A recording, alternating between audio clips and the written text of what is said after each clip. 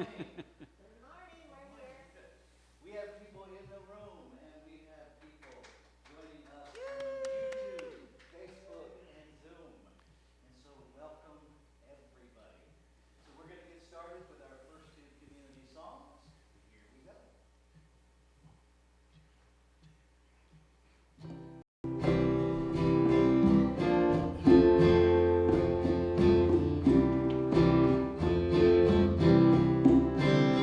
I feel the Spirit moving in me. I feel the Spirit moving in me. I feel the Spirit moving in me.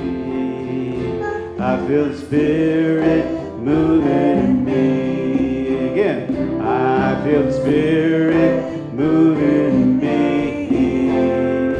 I feel the Spirit moving in me. I feel the Spirit moving in me. I feel the Spirit moving in me. I feel the joy. I feel the joy moving in me. I feel the joy moving in me. I feel the joy moving in me. I feel the joy moving in me. I feel the joy moving in me. I feel the joy moving in me. I feel the joy moving in me. I feel the joy moving in me. I feel the peace. I feel the peace moving in me. I feel the peace moving in me. I feel the peace moving in me. I feel the peace moving in me. I feel the presence. I feel the presence moving in me. I feel the presence moving in me. I feel the presence moving in me. I feel the presence moving in me. I feel the Spirit. I feel the Spirit moving in me. I feel the Spirit moving in me. I feel the Spirit moving in me. I feel the Spirit moving in me. One more time. I feel the Spirit moving in me. I feel the Spirit moving in me. Sing it out there. I feel the Spirit moving in me. I feel the Spirit moving in me.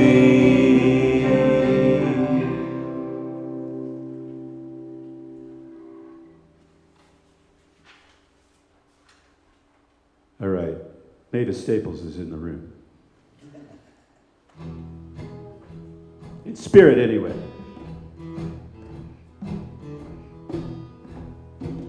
I got a new way of walking, new way of talking. Sense of love and spirit took control. I got a new way of saying, new way of praying. Thank God I got a newborn soul. I got a newborn soul, newborn soul. Sense of love and spirit took control. I got a newborn soul, newborn soul. Sense the comforter made me whole. My hands look new, my feet did too. My head got wet in the morning, didn't I do? But all I know made me whole. Thank God I got a newborn soul. I got a new way of preaching, new way of teaching. Sense of love and spirit took control. I got souls a winning, a new beginning. Thank God I got a newborn soul. I got a newborn soul, newborn soul. sense of love and spirit to control. I got a newborn soul, newborn soul. Sense of comfort that made me whole. My hands look new, my feet did too. It got wet in the midnight dew, but oh, all I know, it made me whole. Thank God I got a newborn soul. I got a newborn soul, a newborn soul. A sense of love and spirit to control. I got a newborn soul, a newborn soul. Thank God I got a newborn soul.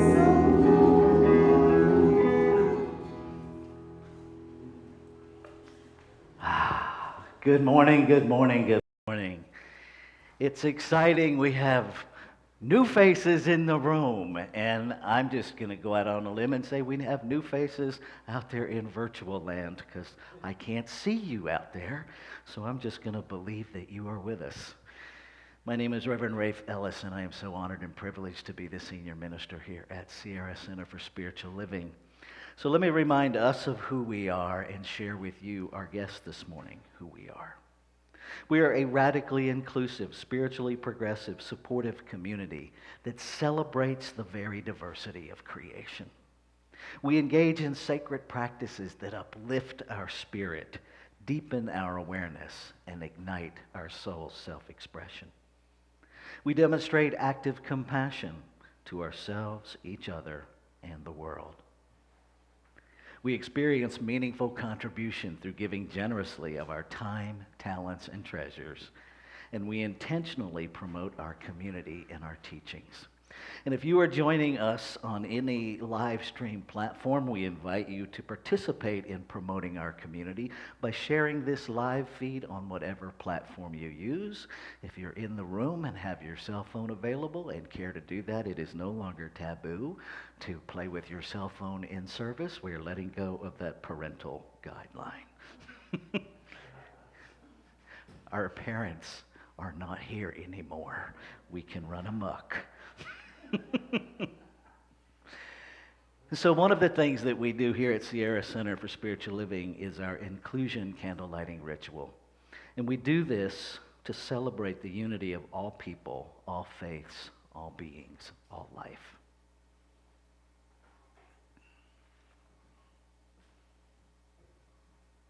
We light the first candle for the shamanic traditions, honoring the beliefs and practices of all indigenous peoples.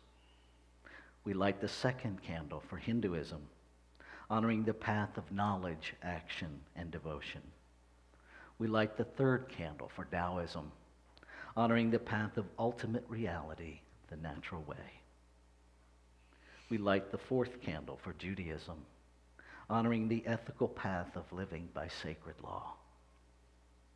We light the fifth candle for all forms of Buddhism, honoring the middle way and path of compassion. We light the sixth candle for all forms of Christianity, honoring the teachings of Jesus as the path of love, forgiveness, and healing by the presence within.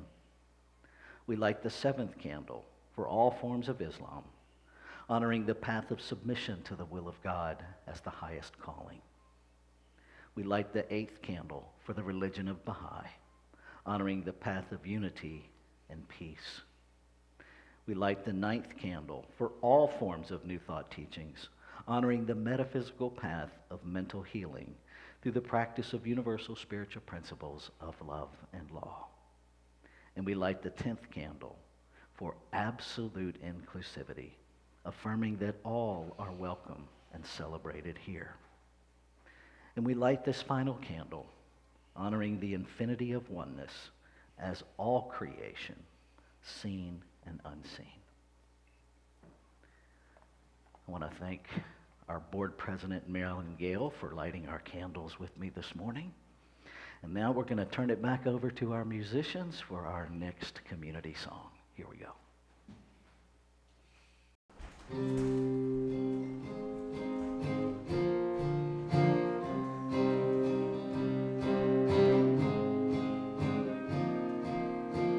Part one.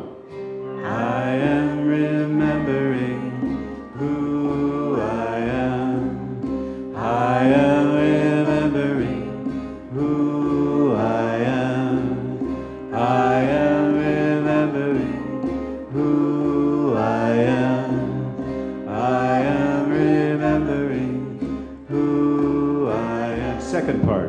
I am remembering. I am remembering. I am remembering. I am remembering. Now pick one of the two parts and let's sing them together. I am remembering. I am remembering. I am remembering. I am remembering. Now switch parts. I am remembering who I am. I am remembering who I am. I am remembering who I am. I am remembering who. All together. I am remembering who I am. I am remembering who I am. I am remembering who I am. I am remembering who I am.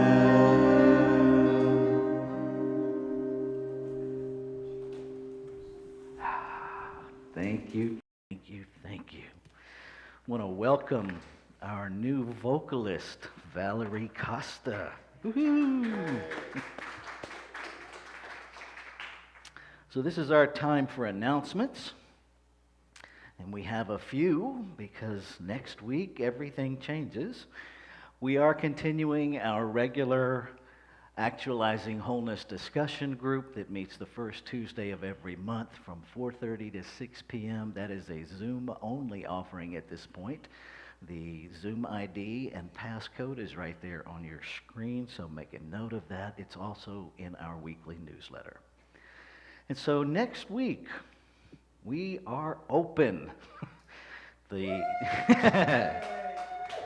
We're going to just trust that the magic date of June 15th really does have validity, and we're going to go with that. I've had a lot of people ask me, why June 15th? I don't know, other than the governor of California said so. That really is the long and short of it. But I think we're ready, and I think we're due. And so one of the things that we're putting in place, we have a bead system. The red beads, you will be able to get those at the door. Put on a strand of red beads. That signifies that you want to remain 6 foot distance from folks, that you want people engaging with you to be masks, that you're only available for conversation under those conditions, and that you are not open to any physical touch. We have a yellow. Now, if you catch the correlation with the stop sign, it means you're paying attention. Yellow means I'm still finding my way as I go. Ask me before removing your mask or touching me. Green, all bets are off. Green signifies I'm comfortable talking and hugging with or without masks, and I will honor your comfort level. Now, let me say a little bit about that. If you're wearing a green bead, that just means that's your comfort zone. If you're interacting with someone that's wearing a red strand, then part of your commitment is to honor their comfort zone. And so have a mask that you can put on if you want to interact with them and follow those guidelines. We will also have seat markers available to you at the front door that say, please do not sit on this seat, so that you can establish a comfort zone on either side of you. We ask that you use no more than 2 of those on either side. 2 chair widths on either side of you secures that 6 foot distancing on either side, because all of the chairs will be back up and in the sanctuary as of the 15th. So we welcome everybody back. Spread the word. We are here, and we look forward to connecting and gathering again. And so this morning, we have a special treat because we're leaning into the newness of this technology.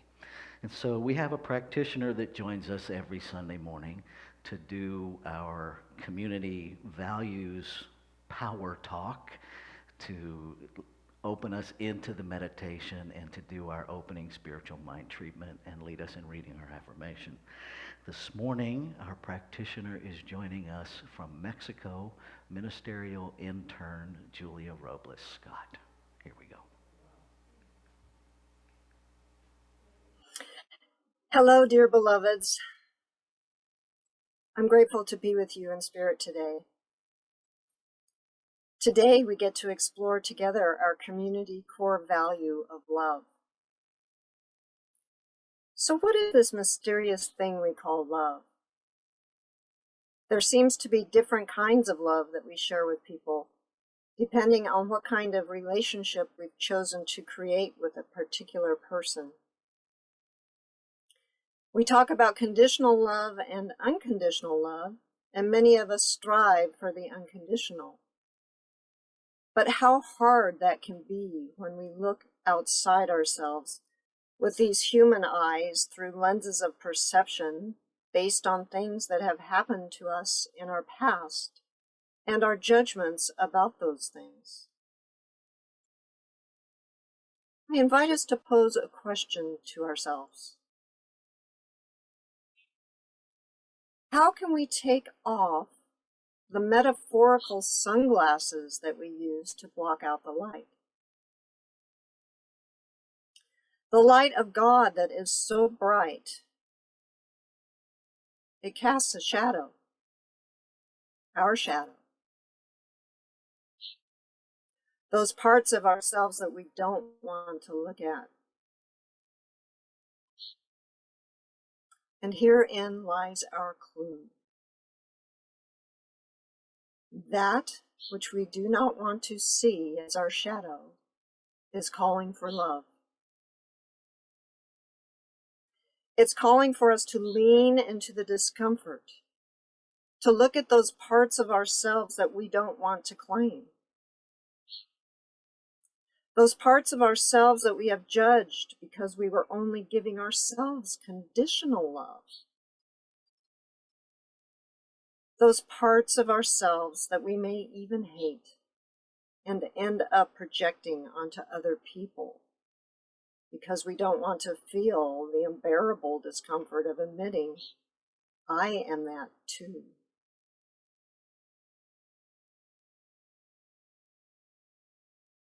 And so we can ask ourselves, what does my discomfort have to teach me? And upon asking, we return back to the beginning to explore this mysterious thing called love together.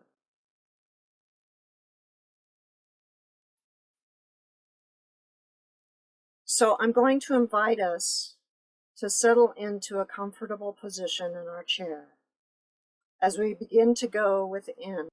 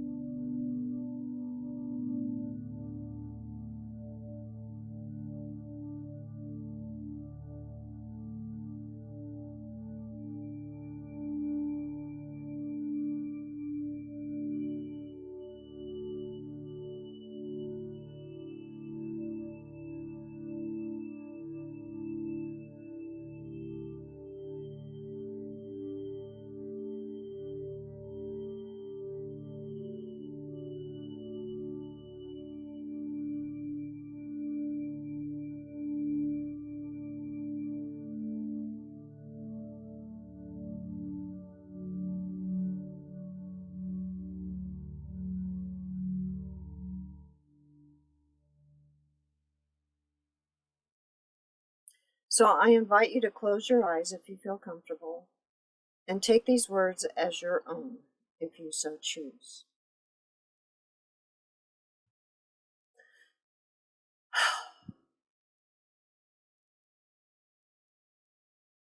Knowing that there is only one thing happening. It is this thing called love. It is this thing called life. It is this thing called God.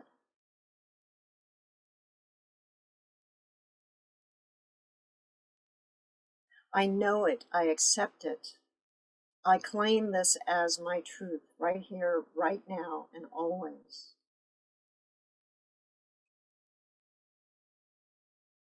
And as I claim this truth,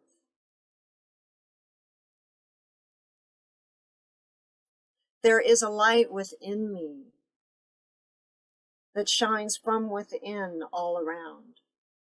And it shines from all around within. For there's only one light. There's only one love.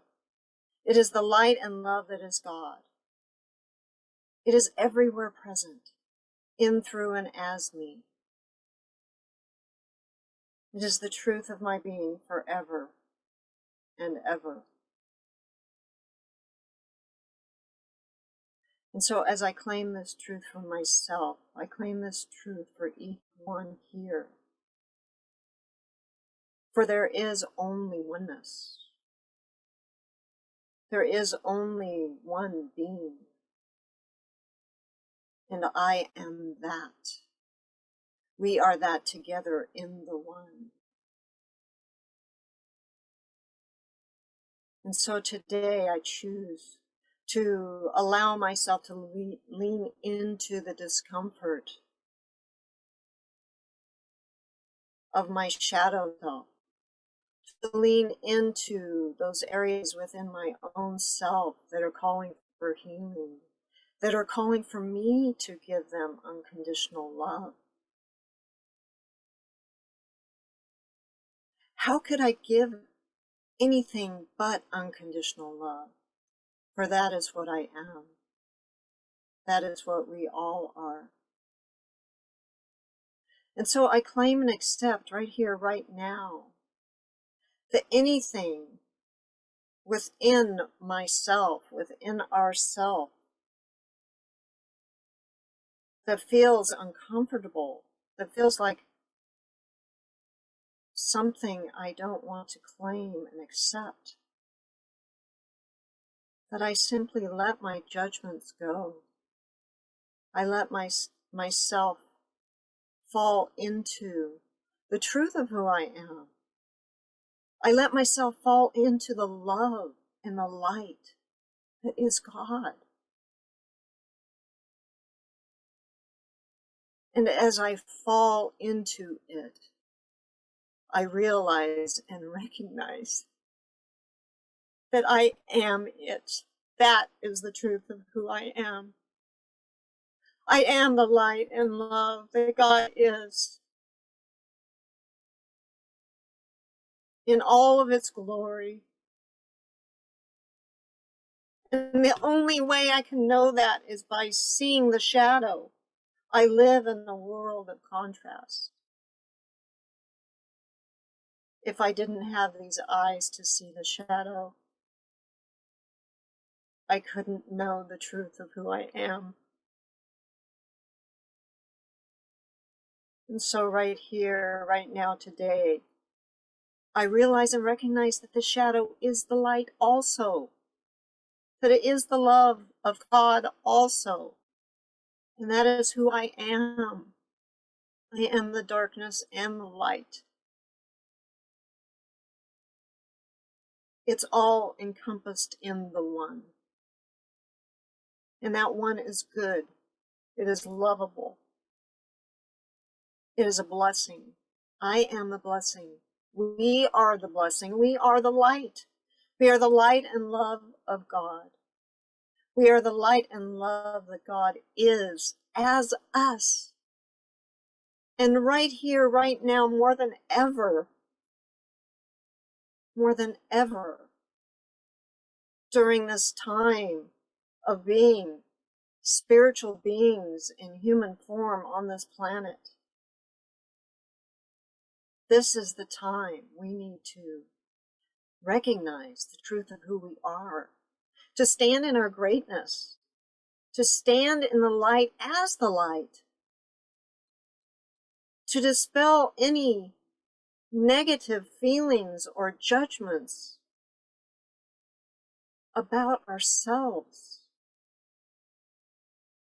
to remember the truth of who we are, that we are God in expression. There is nothing missing. We are whole, perfect, and complete, right here, right now, and always.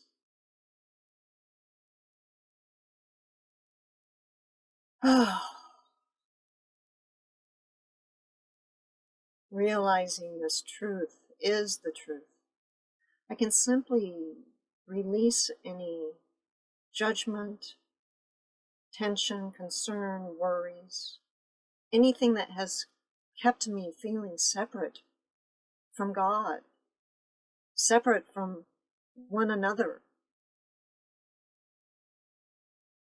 I can let go of my judgments about myself so that I can see the truth in you, so that I can see the truth in everyone, that we are all God in expression, whole, perfect, and complete just as we are, and that every aspect of the divine is within every one of us, always.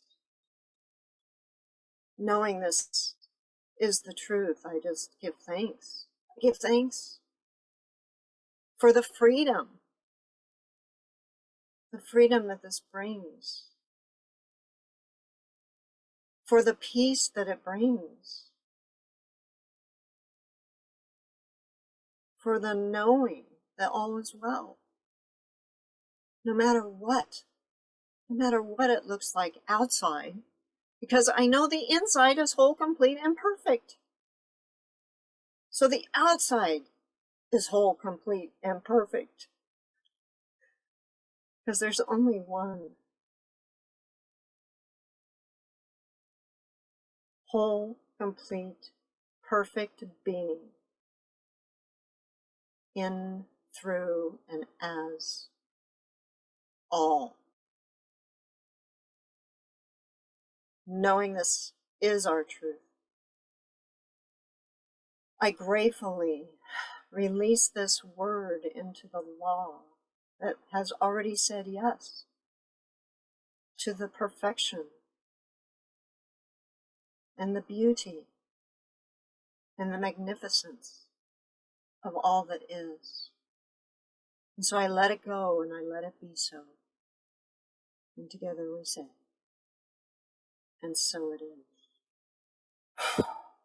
And I invite you to bring your awareness back into this room, right here, right now.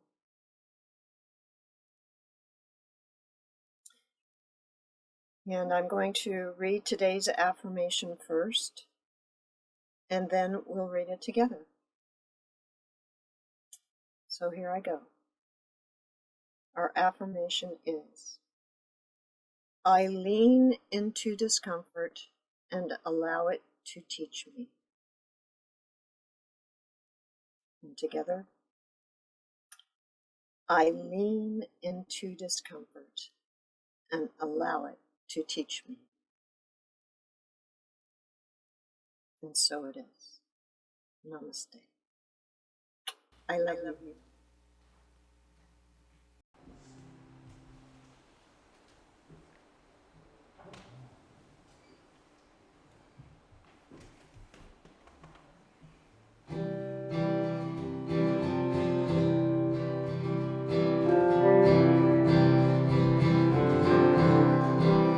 I have climbed highest mountains, I have run through the fields only to be with you, only to be with you.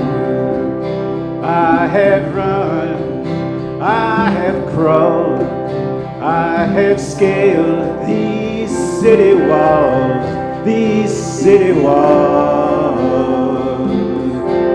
only to be with you.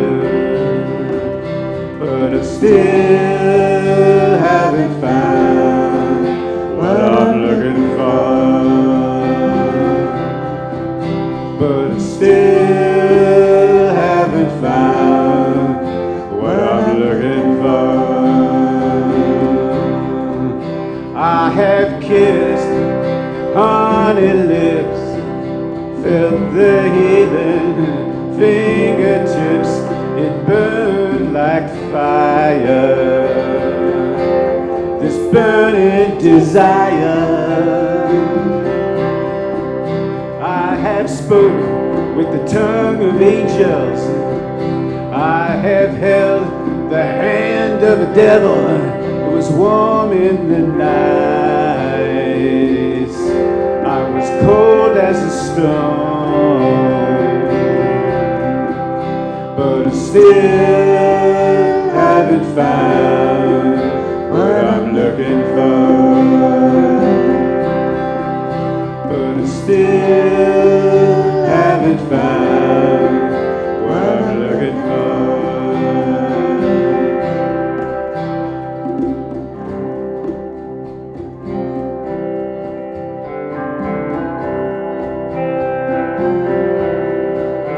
I believe in the kingdom come, then all the colors will bleed into one, bleed into one. But yes, I'm still running.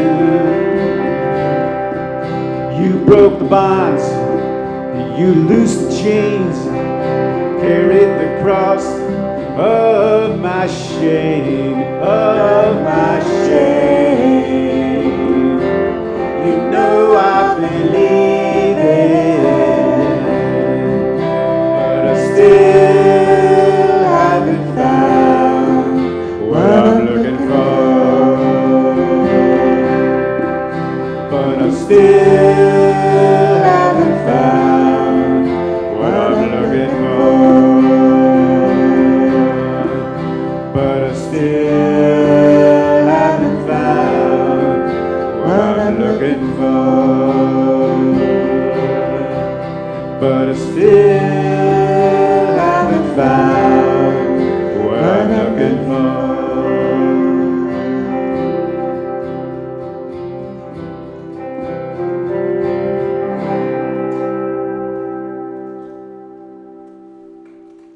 Thank you, Donnie.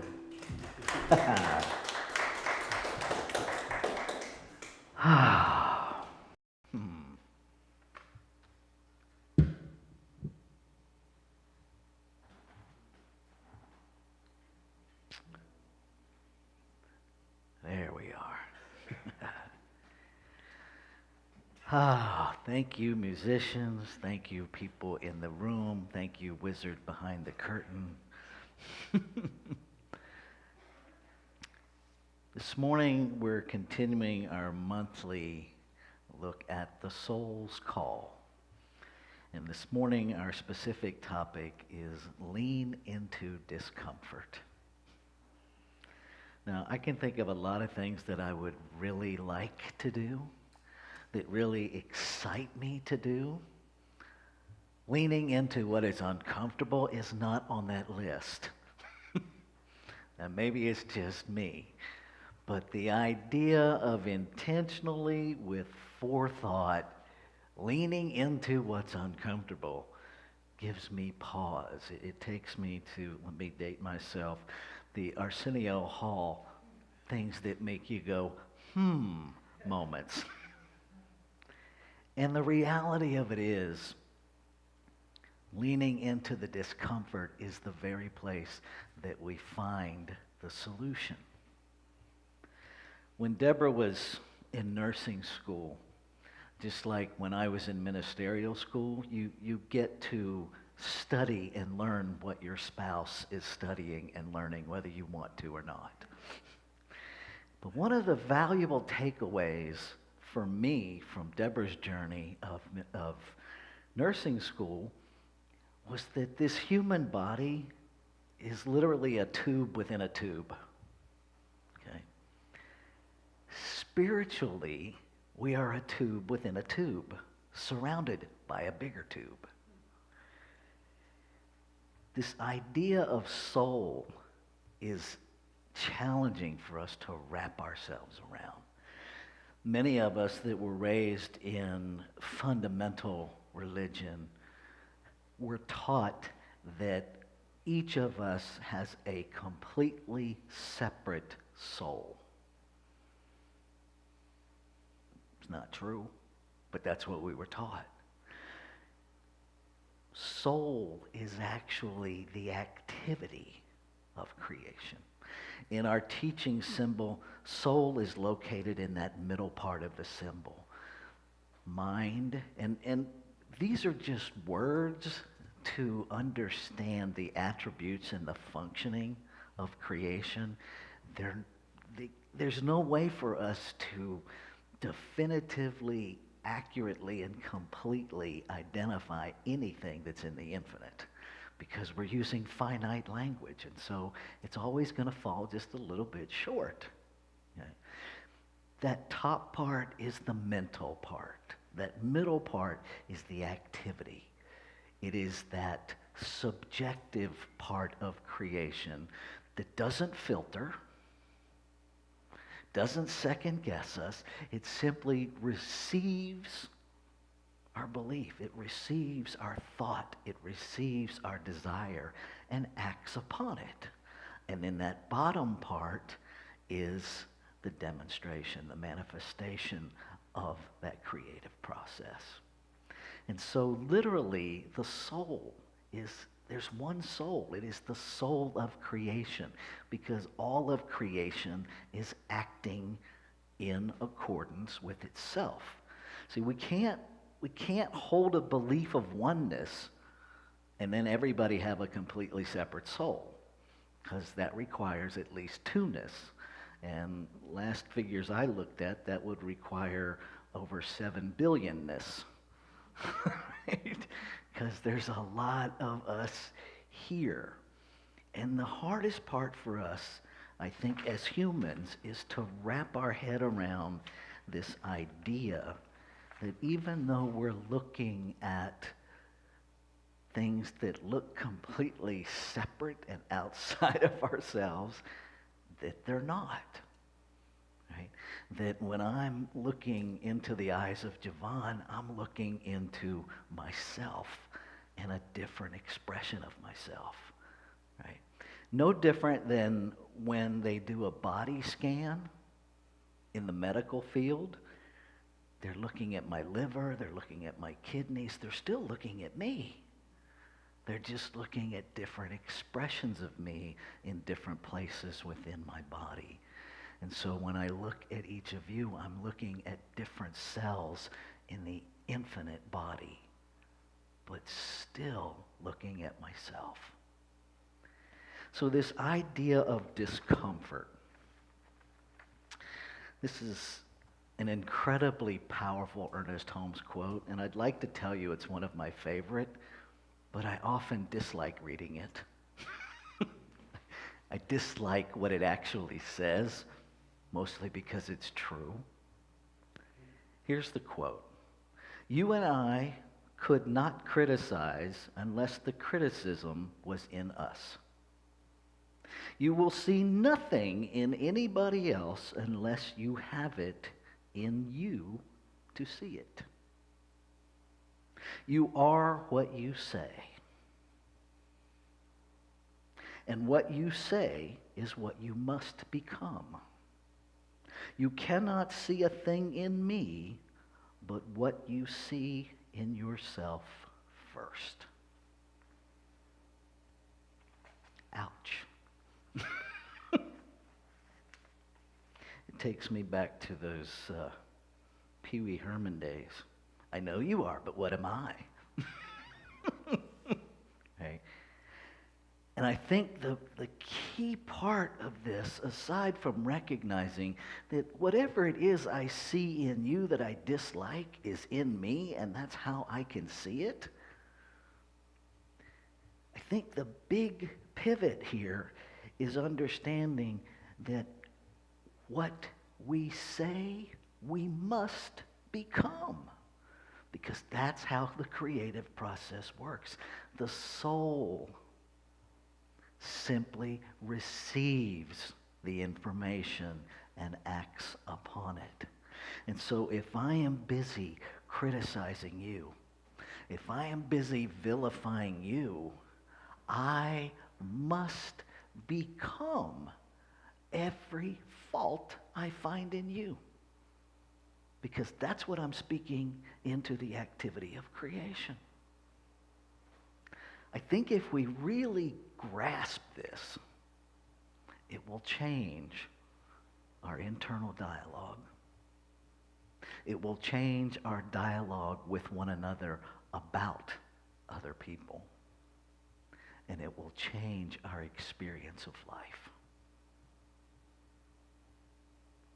And this is where I talk about the R word. It is our individualized responsibility to lean into the discomfort. In the Bible, one of the most powerful verses that I've encountered was, interestingly enough, the one that got used against me most brutally growing up. For all have sinned and fall short of the glory of God. It's that verse that, when it's used inappropriately, is used to educate humans that we're born in sin, that we're never going to measure up. Well, if we take that verse apart and we take it back to the original text, the glory of God is referring to alignment. The glory of God is not referring to some deity outside of ourselves that hits a moment of ecstatic happiness all by itself. That's not what the verse means. For all have sinned, for all have made mistakes, for all have become misaligned with the truth of our being and fall short of the glory of God. The glory of God is that moment of complete alignment with our human awareness and our Christ consciousness, the thing that we are made of. And so the only way we get there is to lean into those moments of discomfort that are actually simply signaling us where we're out of alignment. We take our vehicles into the mechanic when the wear and tear on our tires is messed up. When all of a sudden the right front tire is doing really, really well, but we need a new left front tire. Well, why? And they put it on a machine and they do these laser things, and lo and behold, something's out of alignment. And so they go to the place where it's out of alignment and make the adjustment. They don't adjust the tire that's comfortable. They don't adjust the tire that's in alignment. They adjust the one that's out of alignment, right?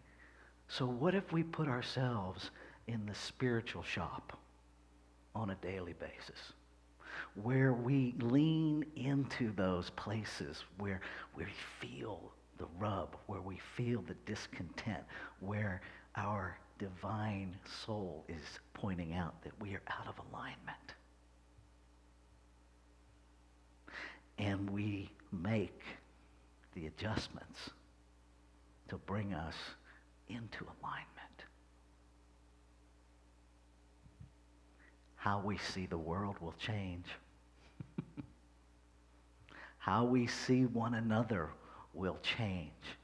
And it will change just as immediately as our belief system changes. Now, one of the hardest things to do is not get stuck in people's behavior. Nobody not me, not you, nobody is their behavior. Our behavior, the way we show up in the world, is that place where Ernest Holmes is talking about we must become what we say. And the most powerful things that we say are actually silent. They're deep in our belief system. If you've seen that picture of the iceberg, and there's a water line, and there's stuff above the iceberg. That's all the stuff we're aware of. But there's a tremendous amount below the waterline. The bulk of the iceberg is beneath the waterline. It is outside of our conscious awareness. But it's still operating in this creative process. And so our work is to don our emotional, our mental, our spiritual scuba gear and go diving. To dive below the surface to those places of discomfort that we have yet to explore, but we know they're there. They're the things we run from. I love the pre-talk song, I still haven't found what I'm looking for. Maybe we're looking in the wrong place. Maybe we're looking in the wrong place. How many of us, if we're really being honest, right, when we have those moments of discomfort, instead of looking within, we look outside of ourselves. We look at our job. We look at our spouse. We look at our children. We look at society. We look for something and someone to blame. Because it certainly cannot be me. It must be you. You know, if you would just get your life together, mine would be just fine. See, I can tell by the response in the room I'm not the only one who's had that thought. But here's the hard reality.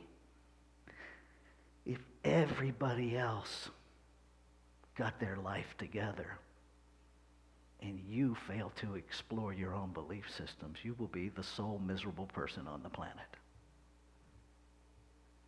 It will not change a thing for you. What I change in my life doesn't make you happy. This idea, I mean, Deborah and I just celebrated 15 years of marriage. I have never done anything for 15 years. That in and of itself is an indicator of the power of these teachings. Because if you think in 15 years we haven't had moments of discomfort, you bumped your head really hard. We have had those moments where we want to poke each other's eyes out. That's why I wear my glasses all the time. Because I know who I am. And I know my behavior sometimes makes her want to poke my eyes out. And she knows her behavior gets on my nerves. What keeps us together is that recognition that my discomfort is mine. Because even if she changes everything I think she should change, it won't make me happy. What will make me happy is choosing to be happy. Now, I know some folks don't even have TVs. I do have a TV. I like my TV. America's Got Talent this past week, had an amazing woman on there. Her name, she changed her name to Nightbird. She's an individual who has been living through numerous cancer diagnoses and challenges. And she is a woman who refuses to be defined by her physical cancer journey. And she gave an amazing performance. And in the dialogue with the judges after her performance, she made a comment that was so powerful. Simon, one of the judges, asked her, how do you do this? How do you live with all of this cancer and all of this journey and still show up like this? And her response was brilliant and poetic and spiritual to the core. You cannot wait until everything works out the way you want it to be happy. You cannot wait until life in the physical form is perfect to choose to be happy. Now that's profound. Coming from someone that has all of the earthly reasons we could think of to be miserable, to be in victim consciousness. And she chooses happiness. And how does she choose it? She chooses it by what she tells herself. Over and over again, she chooses to believe in life. She chooses to dive into those dark places of discomfort and tell truth to lies. Because the truth is, folks, we are all whole, perfect, and complete. That doesn't mean everything in the physical realm always reflects our idea of that. Okay? We are also in physical bodies, and sometimes the gallbladder demands removal. Right? If you read deeply in Ernest Holmes' works in the Science of Mind book, you will find references where Ernest Holmes talks about cancer as being a divine demonstration. Because if it's all God, it's all God. And even though cancer may challenge us in the human realm, to say that it's not God or it's something outside of God is to teach duality. It is to teach that there is a power against us, and there's not. It's simply that place in the middle. The soul's job is to express whatever we hold in consciousness. And so as a human race, we hold cancer in consciousness. We have a tremendous belief in all kinds of illnesses. We've built an entire medical profession that supports the idea of illness. So the chance of that going away anytime soon, slim to none. But that doesn't mean we have to participate at the level of sick care. We can participate at the level of wellness if we choose it. What are you telling yourself? And so I invite you this week to dive in to all of those places that you would rather close the door on, lock it, make sure the light's off so it doesn't alert you underneath the door frame that something's still in there. Go through the interior of you, open all the doors, turn on all the lights, and see all of who you are. Many of us in this community are members of 12-step fellowships. And those 12-step fellowships are actually based in metaphysic teachings. And one of the promises, if we do the work, is that we will no longer regret the past nor wish to shut the door on it. What I can tell you is that that's true. And beyond that, we will no longer fear the present and wish to not go there. Each of us gets to control our destiny, and we do it by what we tell ourselves. Start listening to yourself. Start owning your thoughts, and then making the adjustments that create the life you deserve, the life your soul is calling you to, and the one that makes your heart burst open with unmitigated joy. Let's take this into prayer.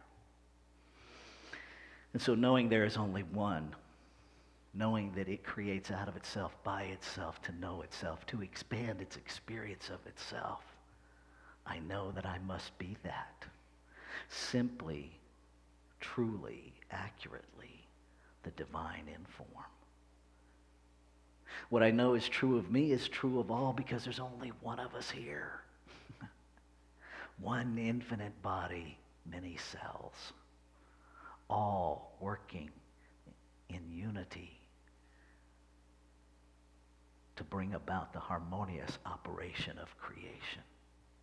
So I lift my voice and I speak my word in the first person, in the I am, claiming and affirming a realization, a making real in the awareness, in the experience of every living being, the wholeness, the perfection, the completeness of the truth of who and what we each are, that God expression. I speak my word, claiming and affirming that everything unlike that bubbles to the surface through this idea of divine discontent to be brought into alignment. That the mental adjustments are made easily and effortlessly, and the outpicturing of that is truly a world that works for everyone. So I celebrate. I celebrate knowing that the word spoken is the word fulfilled, and so I know it's already done. And I lean into that experience. And I commit myself to bring everyone with me to reflect the wholeness, the perfection, and the completeness. To see only that.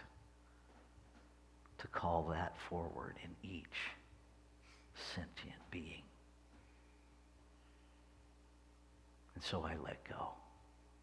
I let go with celebration. I let go with joy. I let go with peace, knowing it's done. And I invite you, if these words resonate within the soul of your being, that you commit to them as we say together. And so it is. Let's take a breath.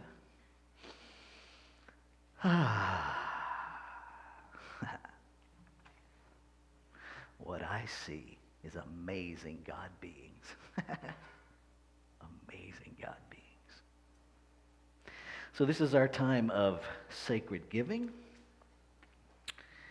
I invite you to join me as we say our giving affirmation together.